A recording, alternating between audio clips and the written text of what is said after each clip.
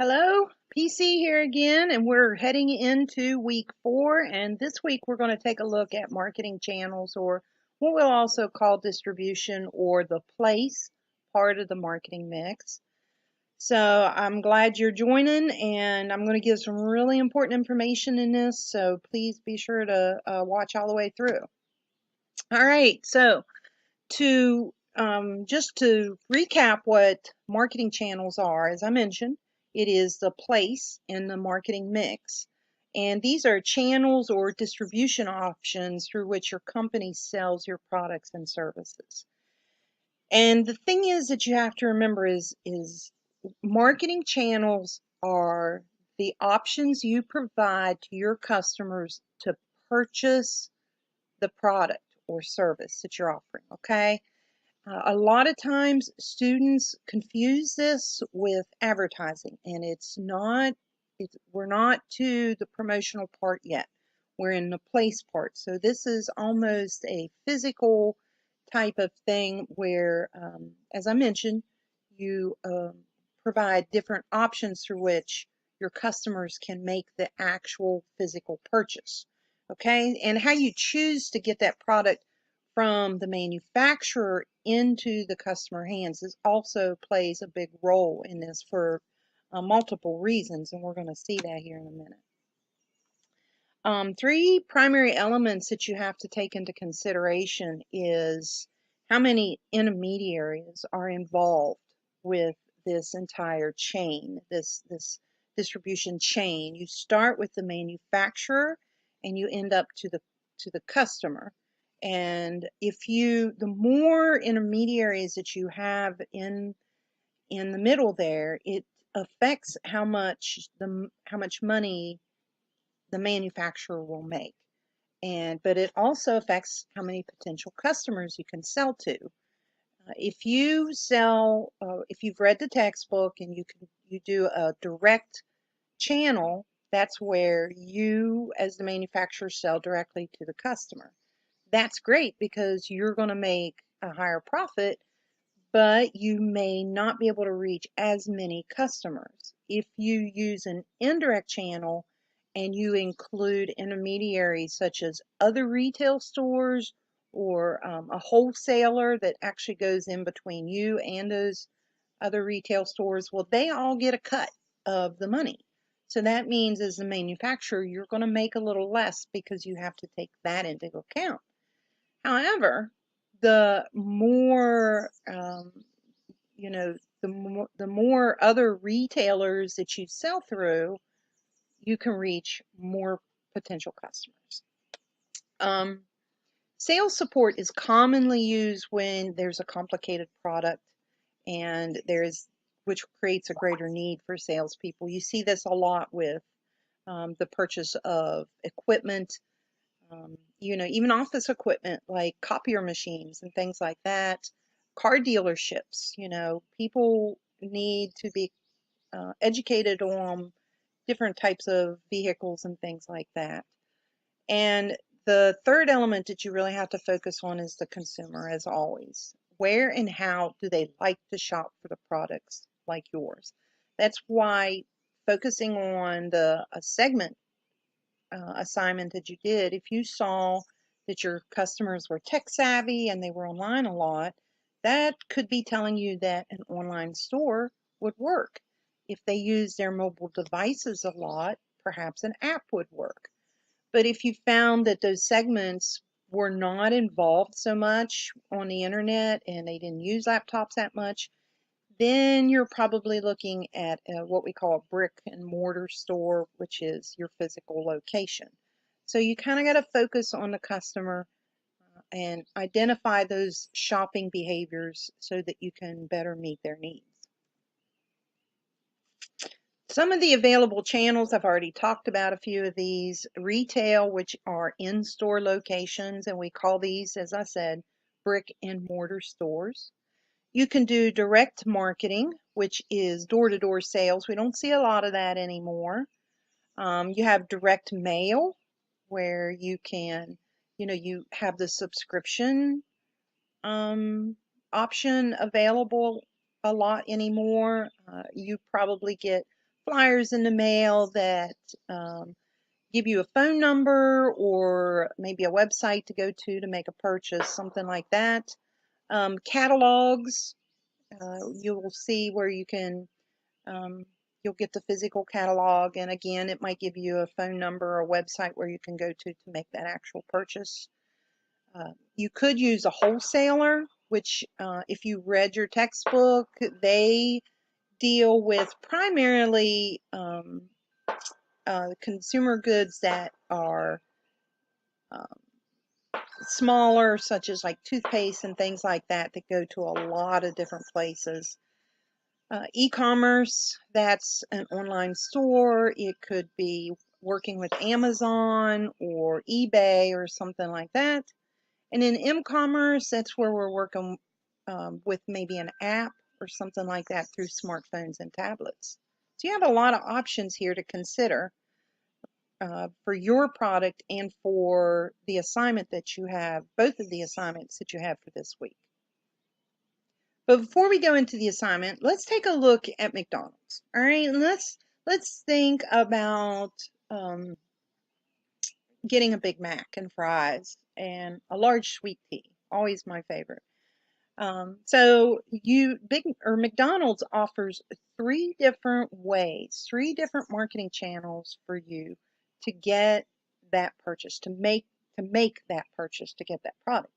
You can either go inside the store where you can dine in, you can sit there and eat, or you can take it to go, or you can go through the drive-through, never even get out of your vehicle, or now they have a mobile app with curbside pickup where you place your order, and then they even have a special parking space where you stop and they'll bring it out to you. Retailing is a little special type of marketing strategy here, and this is something that you're going to be doing. You can see a picture there of my puppy Tucker when the first day I got him and we stopped by PetSmart. How cool was that I could actually take him into the store with me. The thing with retailing, it actually adds two more P's to the marketing mix. They do have product, price, place, and promotion. But with retailing, you have personnel and you have presentation. And your personnel involve the training of your staff, the attitudes of your staff, and those types of things. And it's important that you focus on making sure your staff match your overall um, business mission and everything. Presentation, on the other side, is how the store is presented. If you go into a mall and you walk into different stores, you'll notice that they have different lighting, different music playing in the background. They have things set up differently. They may have mannequins in a window. And each store just has a different feel to it. Okay? And so the presentation of your store will lend a lot in the communication to your customers. And that's an important thing to kind of focus on. Some other things that retailing deals with is packaging, how you package your product. Some of you already talked about that in the week 3 assignment, which is awesome. You're thinking ahead. Product placement, where the product is placed in the store. If your new product, you try to sell through Walmart or PetSmart or somewhere, and your product's placed clear back in the back on a very top shelf that no one can see, chances are you're not going to sell much of your product in those stores. And shelf space in large stores like that are nearly impossible to get. It's very, very challenging. The ultimate thing is to get your product on end caps or in special displays or something where people can see it and they're encouraged to make the purchase. Sales promotions within the store, that could include, sometimes you'll see a little dispenser there where you can pull out a coupon that encourages people to make the purchase. The in-store signage is a lot the same. When the latest Star Wars movie came out, I remember in Walmart when I walked in, they had a giant spaceship hanging out of the ceiling. I mean, this thing was huge. It was 12, 15 feet across, hanging out of the ceiling just over where they were selling the movies. And so that definitely pulled me to that movie, and I'm sure that helped sell a lot of the DVDs. And here's a look, speaking of giant in-store promotions. You know, if you walk in on a hot summer day like today has been and you see that giant piece of watermelon, probably is going to make your mouth water if you like watermelon. Here was a cool one. This is actually a floor sticker that, you know, most people, you know, when you're walking around, you're watching where you're walking, and this would definitely catch your attention, and it's kind of pointing right toward the cooler for the beer.